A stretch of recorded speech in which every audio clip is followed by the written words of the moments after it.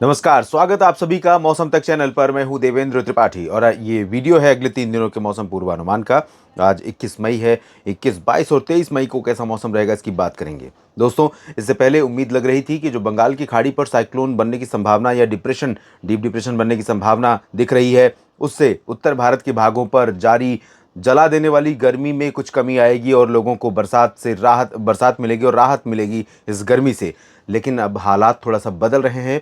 चुनौतियां, संभावना ये है, आशंका ये है कि जो गर्मी की चुनौती है ये और लंबे समय तक यहाँ पर टिकी रह सकती है और इसके चलते सामान्य जनजीवन पर बुरा असर पड़ सकता है। अगले सप्ताह भर या 10 दिनों के दौरान उत्तर पश्चिम भारत के और मध्य तथा एडजॉइनिंग पूर्वी भारत के कई हिस्सों में लगातार प्रचंड गर्मी का प्रकोप जारी रह सकता है। पिछले 24 घंटों में सबसे अधिक तापमान मेट डिपार्टमेंट के द्वारा ऑब्जर्व किया गया 47.4 डिग्री सेल्सियस दिल्ली के नजफगढ़ में 47.4 डिग्री पारा रहा। यानी कि आप अंदाजा लगा, और जो कि सामान्य से तकरीबन 6 डिग्री एबव नॉर्मल है, सामान्य से ज्यादा है। ये स्थिति न सिर्फ दिल्ली में रही बल्कि हरियाणा, पंजाब, राजस्थान और उत्तर प्रदेश, पश्चिमी मध्य प्रदेश और गुजरात के भी तमाम जगहों पर रही, जहां पर सामान्य से 3 से 5-6 डिग्री तक ऊपर तापमान रिकॉर्ड किया जा रहा है। और दोस्तों, आप जानते हैं अच्छी तरह से कि 40 डिग्री के ऊपर जब तापमान पहुंच जाता है तो 1 डिग्री का अंतर भी फील ज्यादा देने लगता है।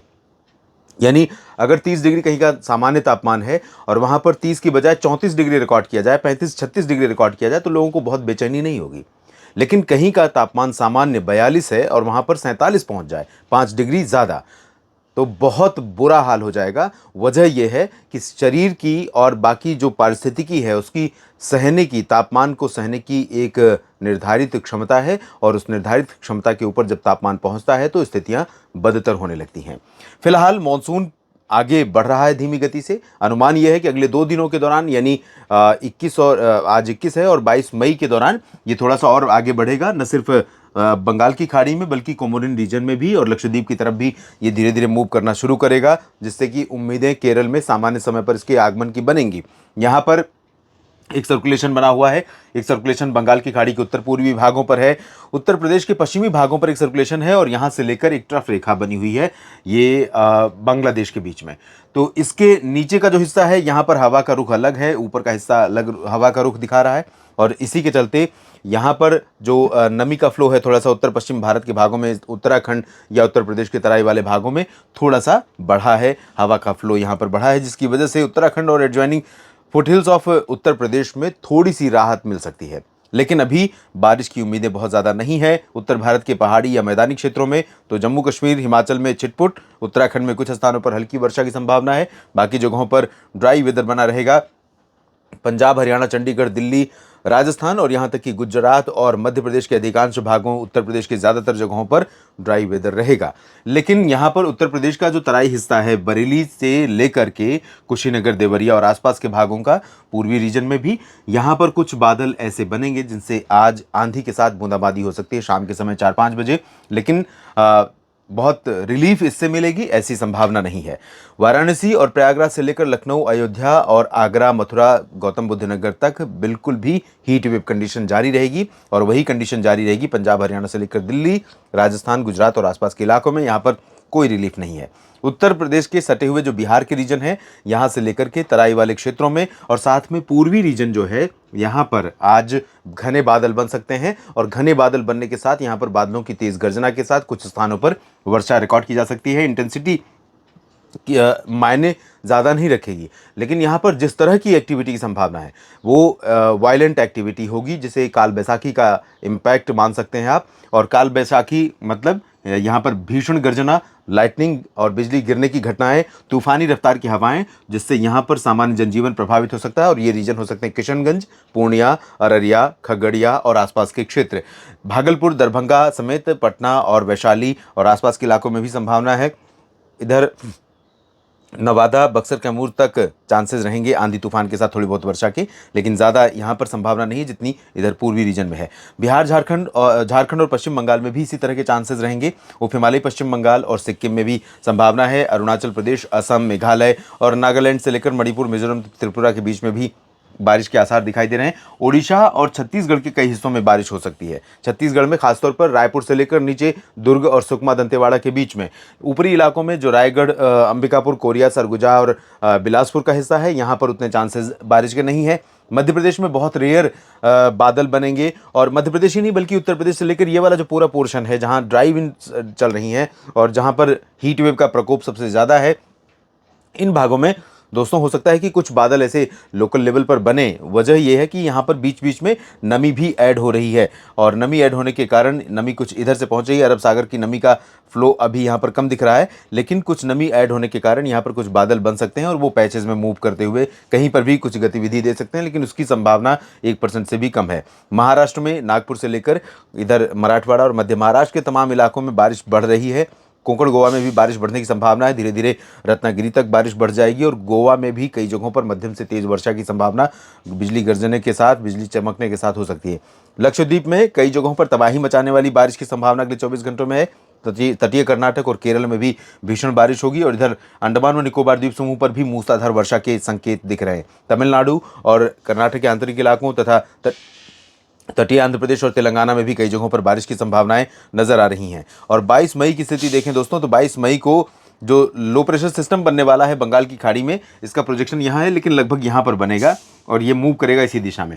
पहले ये अनुमान था कि इनिशियली नॉर्थ ईस्ट वर्ड्स जाएगा, यानी उत्तर पूर्वी दिशा में, इधर म्यांमार की तरफ जाएगा। उसके बाद ECMWF का इंडिकेशन था कि ये ओडिशा की तरफ बढ़ेगा, और फिर कुछ दिनों के बाद इसने बांग्लादेश से दिखाना शुरू किया कि बांग्लादेश की तरफ से आगे बढ़ेगा। लेकिन अब ऐसा लग रहा है कि ये सिर्फ आगे बढ़ता जाएगा, यानी म्यांमार की तरफ ही जाएगा। लेकिन अभी भी मैं इसके बारे में बहुत क्लियर कट बात नहीं करूंगा, क्योंकि ऐसे समय में जब मानसून का आने का समय हो और जब इस तरह से सक्रियता बंगाल की खाड़ी और अरब सागर दोनों जगहों पर हो, तो ऐसे समय में कई बार होता है कि डायरेक्शन चेंज होने की आशंकाएं, संभावनाएं रहती हैं। लेकिन अगर ये इधर भी जाएगा, तब भी इसके चलते उत्तर भारत के जो मैदानी क्षेत्र हैं, दिल्ली, हरियाणा, पंजाब तक, इन भागों में पूर्वी हवा का प्रवाह बहुत बढ़ जाएगा। लेकिन इसके चलते सिर्फ ह्यूमिडिटी बढ़ेगी और टेम्परेचर जिस लेवल पर है उसमें थोड़ी सी गिरावट आएगी, तो उससे बहुत ज़्यादा राहत मिल जाएगी, ऐसी उम्मीद नहीं है। बड़ी बारिश की कोई बहुत अच्छी संभावना बनेगी यहाँ पर, ऐसे संकेत नहीं दिख रहे हैं, कोई भी मॉडल इंडिकेशन नहीं दे रहा है।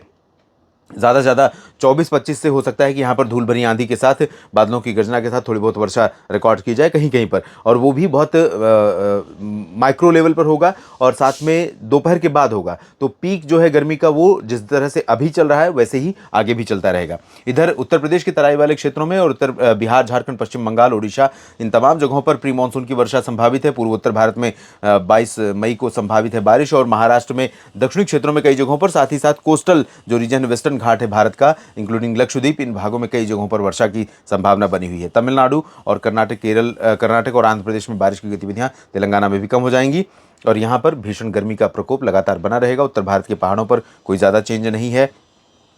23 मई को भी यहाँ पर कोई ज़्यादा चेंज नहीं दिख रहा है, बल्कि आज जितनी संभावना उत्तराखंड में दिख रही है उससे कल कम, और परसों उससे भी कम बारिश की संभावना यहाँ पर दिख रही है। और आप देखिए, ये जो कह सकते हैं कि निष्ठुरता इस मौसम की यहाँ पर बनी हुई है, वो आने वाले समय में भी दिखाई दे रही है। थोड़ी सी हवा यहाँ से बढ़ती हुई नजर आ रही है। ये वाली जो हवा है, ये नमी को लेकर के यहाँ पर पहुँचेगी। दिल्ली में 23 मई को और हिमाचल प्रदेश तथा उत्तराखंड, चंडीगढ़, हरियाणा, इन भागों में, पूरे उत्तर प्रदेश में पूर्वी हवा चलेगी। पूर्वी हवा जहां पर लगेगी वहां पर आपको ठीक लगेगा, नहीं हवा के संपर्क में होंगे तो उमस और गर्मी दोनों परेशान करेगी। हालांकि दिन में ये हवा भी गर्म लगेगी, क्योंकि टेम्परेचर लगातार बढ़ा हुआ है और बढ़ा रहेगा, तो उसमें कोई ज़्यादा चेंज नहीं। जब तक कि यहाँ पर बारिश नहीं होगी तब तक अब राहत मिलने की उम्मीद नहीं है। पंजाब, हरियाणा और राजस्थान तथा गुजरात और मध्य प्रदेश, महाराष्ट्र के उत्तरी क्षेत्रों में, साथ ही साथ झारखंड और छत्तीसगढ़ के उत्तरी भागों में और बिहार के कुछ इलाकों में भी गर्मी बढ़ेगी। लेकिन झारखंड, ओडिशा, गंगेय पश्चिम बंगाल तथा तटीय आंध्र प्रदेश में बारिश फिर से बढ़ने वाली है।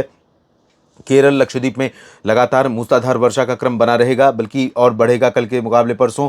तटीय कर्नाटक और आंतरिक कर्नाटक में भी कई जगहों पर बारिश की संभावनाएं हैं। पूर्वोत्तर भारत में कई जगहों पर बारिश की संभावनाएं हैं। अब ये देखिए, ये सिस्टम अगर यहाँ न जाकर के इधर आता तो निश्चित तौर पर ये इन पंजाब तक, अमृतसर तक और इधर जैसलमेर और गंगानगर तक के क्षेत्रों को कुछ राहत दे पाता। लेकिन अब इसका भारत की तरफ, मेनलैंड की तरफ आने का और डायरेक्ट भारत के मौसम को प्रभावित करने का जो संकेत है वो बहुत नॉमिनल रह गया है। ज़्यादातर चांसेस इसके उत्तर की तरफ ही जाने के दिखाई दे रहे हैं। इस बुलेटिन में फिलहाल इतना ही। लगातार आप बने रहिएगा, अपडेट करता रहूँगा हर एक बदलाव के बारे में मौसम से जुड़े, और मौसम की और डिटेल में जानकारी के लिए आप मेरे साथ जुड़ सकते हैं इस चैनल पर भी, और साथ ही साथ न्यूज़ मीडिया मंच पर, जहां पर आपके लिए वीकली वेदर फोरकास्ट और अगले 10 दिनों का मौसम पूर्वानुमान लेकर आता हूं। आप सभी का समय शुभ रहे, आप सभी के लिए मौसम अच्छा रहे। अपना ध्यान रखिए, ख्याल रखिए।